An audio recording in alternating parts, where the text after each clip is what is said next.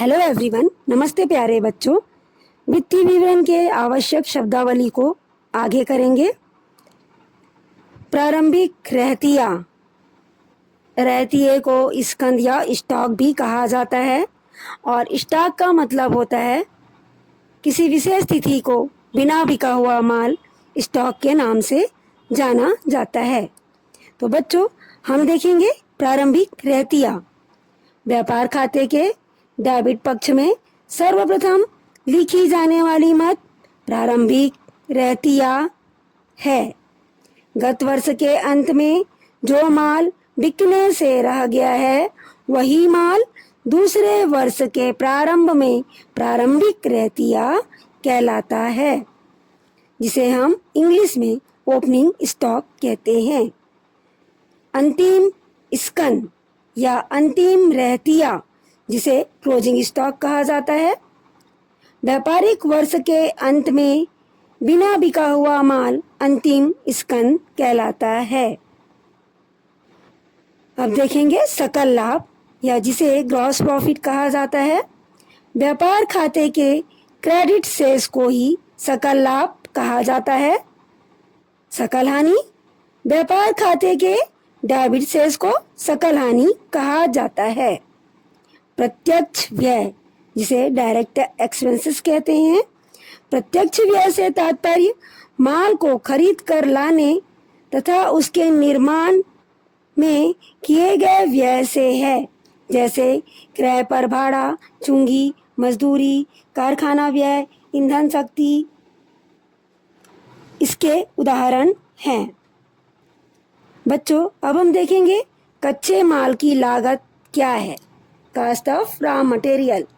निर्माण खाता में कच्चे माल का प्रारंभिक स्कंद क्रय, क्रय पर व्यय, अनुपयोगी सामग्री की विक्रय तथा कच्चे माल के अंतिम स्कंद का लेखा अलग अलग ना करते हुए कच्चे माल की लागत निर्माण खाते के डेबिट पक्ष में लिखा जाता है। अर्थात कच्चे माल की लागत हम कैसे निकालेंगे? प्रारंभिक स्कंद प्लस क्रय पर व्यय माइनस अंतिम स्कंद। इस तरह से बेचे गए माल की लागत या कच्चे माल की लागत की गणना की जाती है। अब हम देखेंगे लाभ हानि खाता, प्रॉफिट एंड लॉस अकाउंट।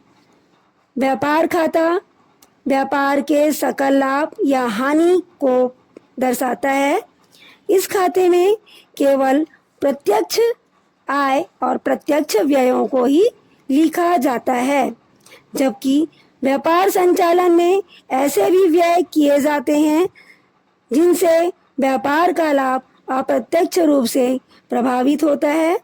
साथ ही व्यापार में विक्रय के अतिरिक्त अन्य क्रियाओं से भी आय का उपार्जन होता है, जिन्हें अप्रत्यक्ष व्यय कहा जाता है।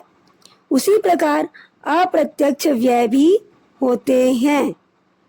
इस आवश्यकता को पूर्ण करने के लिए व्यापार खाते के बाद लाभ हानि खाता तैयार किया जाता है।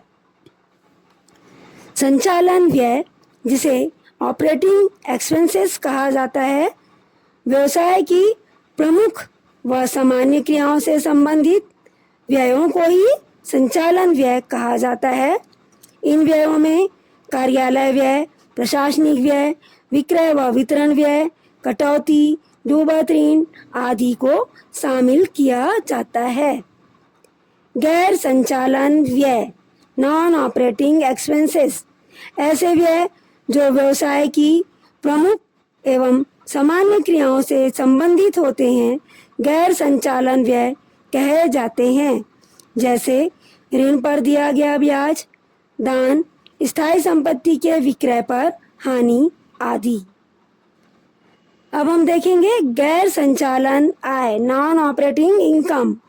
व्यवसाय में प्राप्त होने वाली ऐसी आय जो व्यवसाय की प्रमुख क्रियाओं का प्रतिफल नहीं होती, बल्कि जो अप्रत्यक्ष रूप से प्राप्त होती है, उसे गैर संचालन आय कहा जाता है।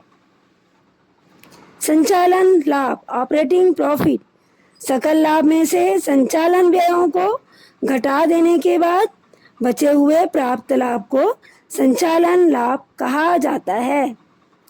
बच्चों, आवश्यक पारिभाषिक शब्दों को हम अगले टॉपिक पर रीडिंग करेंगे।